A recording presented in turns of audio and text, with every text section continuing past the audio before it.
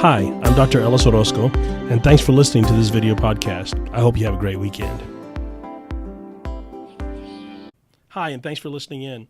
I wanted to talk this weekend about death and dying, and I know that's not our favorite subject. In fact, I think we have a real penchant in our culture and our society to push death away, to not think about it. We sanitize it. We have a whole profession that deals with death so that we don't have to. And I think there's a real danger in that. I go to 30 funerals a year, and so when you go to 30 funerals a year, it's hard to push death aside. It's hard not to think about it.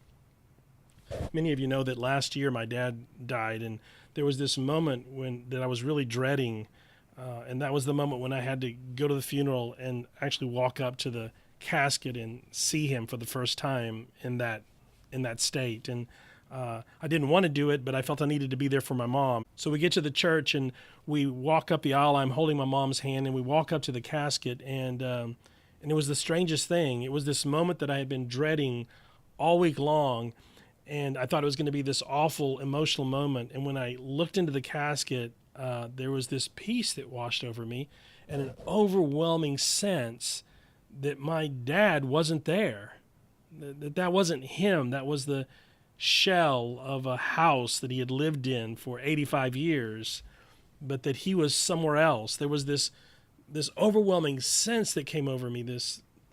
I can't even describe what a peaceful feeling it was, and this sense of knowing beyond a shadow of a doubt that my dad was still alive. Here's why I think thinking about death and understanding death is so important. Death is the last note of your life symphony. No matter who you are, no matter where you come from, no matter where you live, we are all going to die. It's the one great certainty, the one thing that we all human beings have in common. We are all going to die. It will be the last note of your life symphony. And if you don't know the last note of your life symphony, then you play the rest of the symphony with anxiety, with apprehension. You can't play the symphony of your life with full assurance if you don't know what the last note is.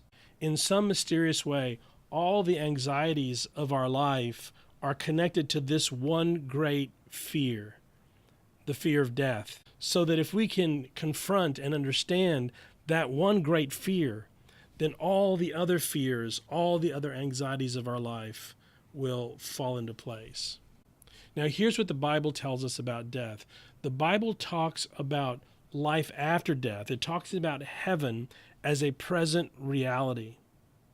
The Bible throughout describes heaven as something that is already there. It's this other dimension of life that we're headed for.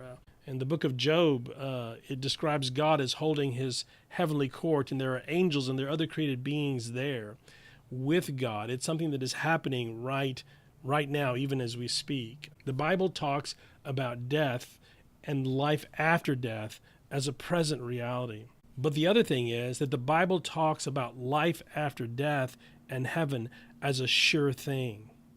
That if you trust God and you trust Jesus, that he is going to get you past that curtain. He is going to take you from this side of eternity to the other side of eternity. The night before his death, Jesus promised his disciples that he was going to make that journey from this side to the other side, to the spiritual realm, and that he was going there to prepare a place for them, and that he would come back and that he would take them there as well someday. So Jesus' promise to us is that he will guide us from this side of eternity to the other side of eternity.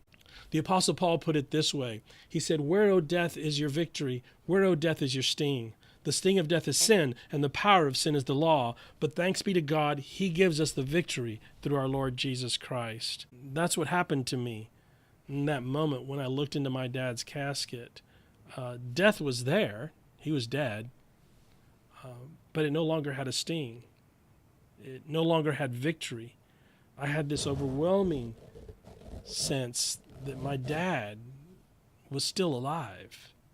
and that someday, if I trust in God, someday I'll see him again. Think about that this weekend, and I hope you have a great weekend.